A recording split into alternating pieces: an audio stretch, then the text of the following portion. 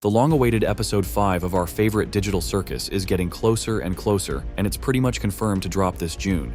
Recently, the official Washington State Summer Con account revealed some info, but then deleted it, supposedly cause of some inaccuracies. But let's take a closer look at what really went down.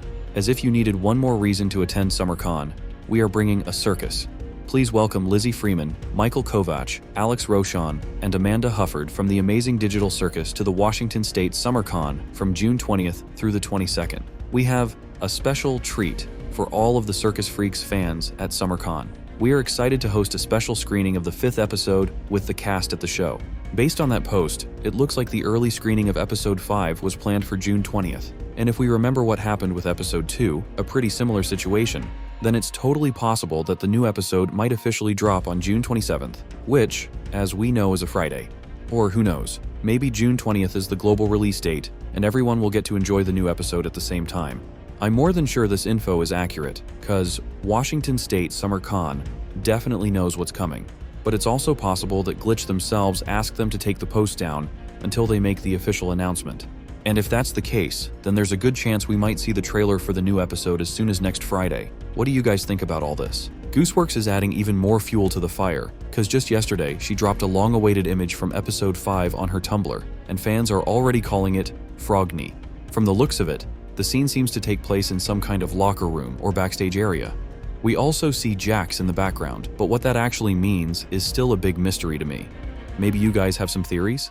But before we piece together all the clues about episode 5 into one big picture, all I can say is, the episode 5 era let's go. Before we jump into the hottest updates, let's take a moment to talk about a certain post from Gooseworx, the one where she shared her reaction to episode 8. And honestly, if even Kane reacted like that, just imagine what it's gonna do to us.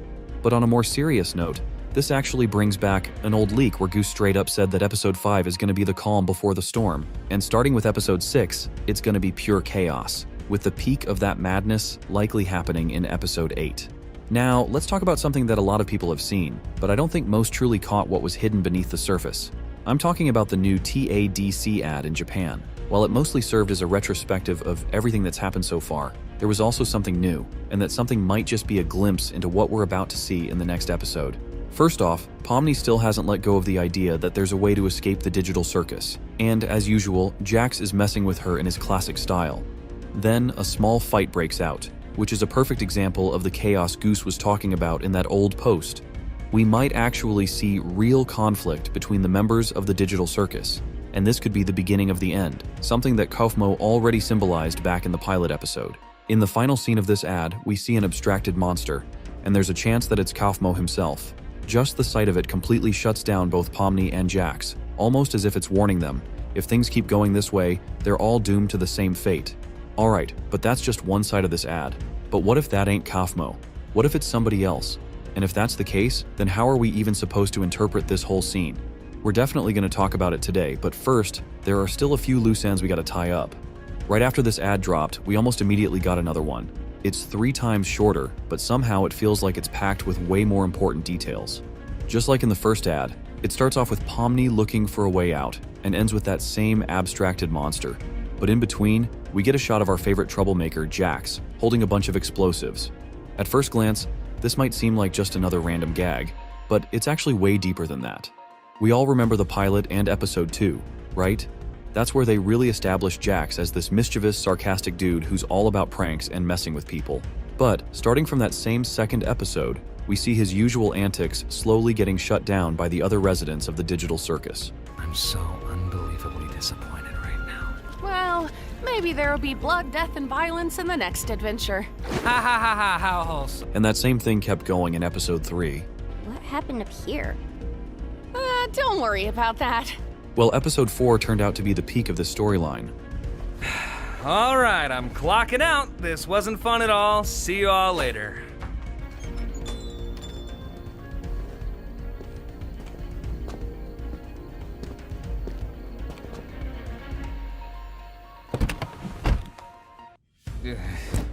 And now we're getting to the real juicy stuff. Even though Goose posted a list of characters tied to specific episodes less than a year ago, we found out in December that episodes 5 and 6 are loosely divided between Jax and Regatha, and both characters will be equally explored in these episodes. This means that in episode 5, we're going to see something that ties back to the explosives in Jax's hands. And even if episode 5 doesn't end up being Jax's return to the chaotic world he's used to, we'll definitely be seeing the first steps in that direction. I don't think I need to repeat for the millionth time that the new location will definitely be the baseball stadium we got teased about over a year ago, and that episode 5 will be sports-themed, which the beginning of episode 4 basically screamed at us. Also, we can expect Regatha to be making some serious moves to regain the respect and trust of the others, especially considering that Gangle's drawing at the end of episode 4. I also promised to share another theory about the abstracted monster and who it could be. But before that, let me point out that Gummy Goo has been popping up a lot lately in the context of the TADC universe. And even though I don't believe he could become a main character in the digital Circus tent, the sheer amount of attention surrounding him can't be ignored. It really makes you think he's definitely going to appear as a one-episode character, which means he's got to replace someone. Considering we've already seen Kaufmo in that so-called basement, it's pretty unlikely he could have escaped from there, especially with any kind of logic.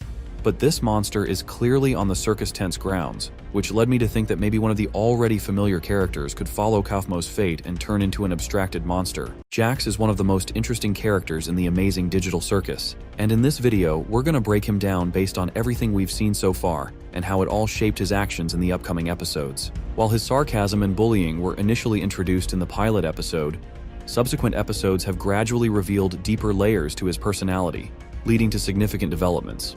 We won't delve deeply into episode 2, as the events there are already well trodden. Other than reinforcing Jax's apparent inclination towards cruelty, it didn't provide much new insight. However, episodes 3 and 4 gave us a much clearer understanding of his character and set the stage for what's to come in episode 5. Although episode 5 is officially the Regatha episode, recent updates indicate it will equally focus on Jax. If we look at the overall arc of Jax's character development, it's clear that episodes 5 and 6 promise to be intense, especially for him. Let's begin by analyzing Jax's character evolution as seen in episode 3. Pay attention to how Regatha is really understanding about Pomni's fear and problems. Meanwhile, Jax hears all of this and, once again, takes an already bad situation and makes it really terrible. I'm not really a fan of horror, and I don't really handle jump scares that well. Come on, that wasn't even scary. What? You scared of the vacuum cleaner too? Hey, be nice to her. She's had a rough couple of days. Her and everyone else. Right, Gangle? Before we move on, let's take a moment to remember what Zubul said about Jax during the therapy session. Jax just likes to fight with everybody. And while Zubul's words might seem obvious, after all, who better than her to know how annoying Jax can be? If there was a way to leave, I'm pretty sure we'd have all left by now. Yeah, what are you talking about? Ooh, a new AI. You don't want to mess with the new AI, Zuby? Yeah, no. They still perfectly capture the mood of how everyone in the digital circus feels about him. The third episode just confirms it even more. Back in the second episode, we already saw that Jax really thrives on violence and chaos. Well, maybe there'll be blood, death, and violence in the next adventure. Ha ha ha ha, how wholesome. But when Jax decided to stir up chaos in Mildenhall Manor, that was just too much. Everyone was already freaked out and unsure of what to expect from this creepy place. And here comes Jax, adding even more trouble just for his own fun. Jax! What? I thought we were supposed to capture all the ghosts. Which door should we choose? Not sure. Let's try this out. Oh, that's the scary door. Remembering everything Jax did during the adventures, I happen to know a way into the kingdom walls, if you'd be willing to help us out in return. somehow Regatha and Gangle managed to tie him up so he couldn't cause any more harm in the manor. It's doubtful they did it on their own, and it's more likely that Martha Mildenhall helped them out during the conversation, where we saw just how frustrated Jax can get when he's restricted. And that's just a small part of what this scene reveals about Jax. After you watch it, I'll tell you something that many people might have missed. Always having the silliest priorities. Don't I know it? If your friends see him, I only hope he doesn't bore them to death with his endless monologues. That man could turn a 57-second story into a Greek tragedy. Feel free to visit anytime. Definitely. Congratulations, my little ironclad waffle cones! You've taken the pacifist route, and you should be proud of what good people you are.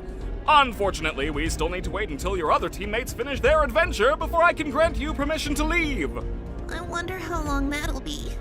Jax was really unhappy from the moment he got tied up, and his return to the digital circus wasn't as cheerful as in the previous episode. Don't ever call us that again. When Kane said they couldn't go back to the digital circus without Pomni and Kinger, Jax's frustration only grew. It's like he just doesn't get why he has to wait for the others or why anyone's telling him what to do. Pomni and Kinger's adventure went on for about 5 minutes, and since there were almost no cuts, that means about 7 to 10 minutes passed in the digital circus.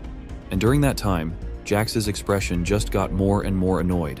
Jax couldn't care less about how the others' adventure went, because his main issue at that moment was that he didn't get to mess with anyone or have any fun with his chaos in the new adventure.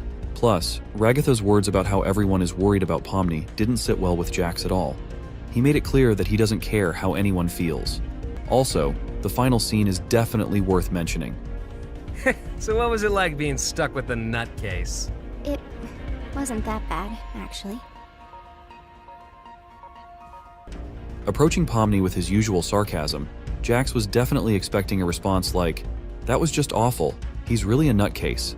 Or, "What's the point of talking to him when he doesn't get anything? He almost destroyed me." But when he got a positive response instead, Jax realized that his jokes and teasing weren't landing like they used to, and that really upset him. We've sorted out how much Jax changed in episode 3. Now it's important to note the key events of Jax in episode 4. For the first time, we see Jax genuinely not wanting to cause any harm to Gangle. This really caught me off guard, especially considering all the previous episodes and the countless situations involving not just Gangle, but the other characters too. The old Jax would have just laughed it off and said something like, "Oh well, you're not mad, are you?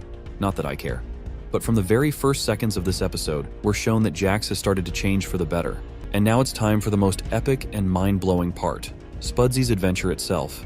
Right from Jax's very first scene, his usual confidence seemed shaken, and it became clear that something big was about to happen with him. Even though the start of the new adventure seemed pretty ordinary for Jax, what happened next completely shook him to the core. Just look at how utterly confused he is. He can't even find the words to respond. It feels like Jax's world literally fell apart in that moment.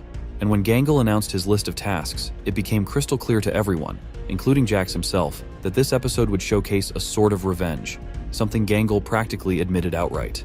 This is further confirmed in the following scene. Oh, I hate this guy. Never say you hate the customer while the customer is still here. Oh, we wait until after hours for that? Looking at Jax's unhappy, no, downright distressed expression in the moment he realized this was just the beginning of a nightmare bound to have irreversible consequences for his mental health. Remember the old Jax, who never cared about anyone's approval or support? Now he's actually approaching Zooble, someone he doesn't even have the best relationship with, to try and convince her to ditch work too. This scene speaks volumes about how much Jax has changed. It's as if all his confidence has evaporated, leaving behind someone who might even be afraid of Gangle. Sounds ridiculous, right? But that's the reality Jax is stuck in, a reality that's slowly driving him insane and pushing him further into a depressive state. The fact that time seems to drag on infinitely longer than Jax would like only makes things worse. Even though he's trying to maintain his trademark, unshakable demeanor, it's glaringly obvious that the spark we're used to seeing in him is fading, bit by bit. For the first time, Jax genuinely looks scared, truly terrified by everything happening around him. He's confused by what's going on with him, and shaken by the thought of what Gangle might come up with now that she has more power than usual. He's frightened and undeniably upset about this whole adventure. And yet, it's not even over. By this point, Jax already realizes that things are only going to get worse, and unfortunately for him, he's completely right. All of this completely unravels Jax, and if we compare how he used to get angry versus how it manifests now, we can confidently add another piece of evidence to our growing case for Jax's broken mental state. He's no longer able to control his emotions, and it's heartbreaking to witness. The ultimate proof of his shattered psyche, and the looming possibility of a full-blown depression, is found in one of the final scenes featuring him. It's hard to believe that Jax is now talking to Pomni like this, especially given how he first met her. Even Pomni seems surprised by this sudden turn of events. Just look at how relieved Jax is to finally be done with that awful shift, but then something strange happens. All right, I'm clocking out. This wasn't fun at all. See you all later.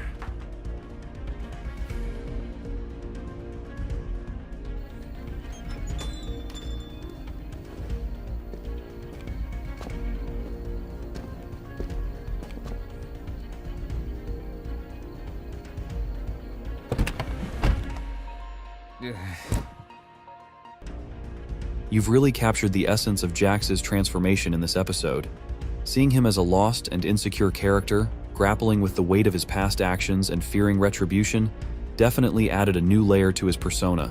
It's clear that while we didn't fully witness a depression in this episode, the foundation for it was laid.